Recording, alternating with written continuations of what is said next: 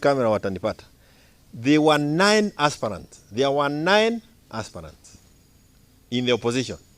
Na watu wa Olkarau walikuwa wanapita 1, 2, 3 wanaenda kule wanataka. Because they had a message to send. Hata hii mambo ya rais tukishindwa kutafuta mmoja kati yetu, and we are not saying that tutashindwa. Tunataka waweko waigie hapo. Yes, we are looking for one. But if we cannot get one, waigie wapi? Hapo. Utaona wamepita 1, 2, 3. Wata end up with the one person. These Kenyans you're asking, every one of them have their preferred candidate. Today, wako nao kwa kichwa. Leo. Kweli ama si kweli? Kwa hivyo saa zingine hapa ni kutupigisha tu rowdy.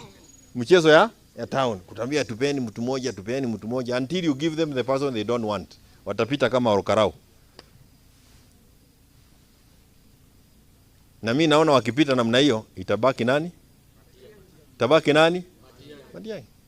And if we cannot afford to have a free and fair nomination process, we can use the government to fund that nomination process.